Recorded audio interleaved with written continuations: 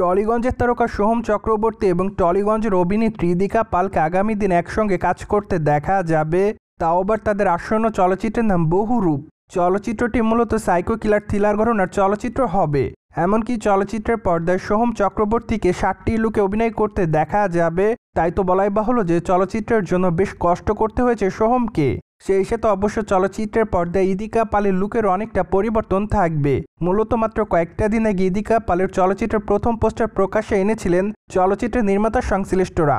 সেখানে অবশ্য নায়িকার ছবি দেখে এইটুকু বোঝা যাচ্ছিল যে চলচ্চিত্রের পর্দায় নতুন এক ইদিকাকে দেখতে পারবে তার দর্শকরা। অন্যদিকে অবশ্য বর্তমানে বহুরূপ চলচ্চিত্রের নতুন আরেকটি পোস্টার এসেছে প্রকাশ্যে। যদিও সেই প্রকাশিত পোস্টারে একসঙ্গে সোহম এবং ইদিকা পালকে দেখা যাচ্ছে, তাছাড়া সেখানে অবশ্য ইদিকা পালকে দেখা যাচ্ছে অনেকটা ব্যতিক্রম লুকে। পাশাপাশি তার চেহারায় দেখা যাচ্ছে হাসি, এমনকি সোহমকেও দেখা যাচ্ছে নতুন এক অবতারে। তার পাশে লেখা রয়েছে রক্তাক্তক অবস্থায় বহুরূপ। যাই হোক, সবকিছু মিলে বহুরূপ চলচ্চিত্রের নতুন পোস্টারে টলিগঞ্জের এই দুই তারকাকে এভাবে ধরা দিতে দেখা যায়। অন্যদিকে আপনারা হয়তো সকলেই জানেন যে চলচ্চিত্রের পর্দায় সোহমকে 60টি লুকে 60টি খুন করতে দেখা যাবে। আর এজন্যই বর্তমানে অনুমান করা যাচ্ছে যে চলচ্চিত্রের পর্দা হয়তো এবার নতুন এক সোহমকে দেখবে তার দর্শকরা। যাই হোক, চলচ্চিত্রটি চলিত বছরই মুক্তি দেওয়ার পরিকল্পনায় রয়েছে চলচ্চিত্রের নির্মাতারা।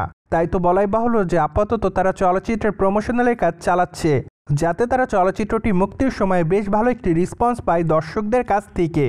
অন্যদিকে আপনারা সকলে জানেন যে টলিগঞ্জের বর্তমান সময়ের আলোচিত তারকাদের মধ্যে অন্যতম ইদিকা পাল। কেননা এই সুন্দরী তারকা তার অভিনয় গুণে তার দর্শকদের কাছে আলোচনায় থাকেন সর্বদাই। পাশাপাশি তিনি তার কেরিয়ারে একাধিক দর্শকপ্রিয় চলচ্চিত্র রিমেক উপহার দিয়েছে দুই বাংলাতে।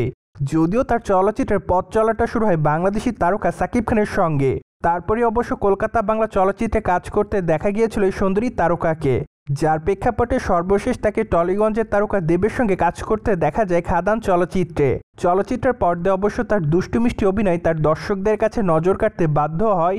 তাই তো বলাই বাহুল্য যে আপাতত টলিগঞ্জের লাকি গার্ল হিসেবে পরিচিতি লাভ করেছে এই সুন্দরী তারকা।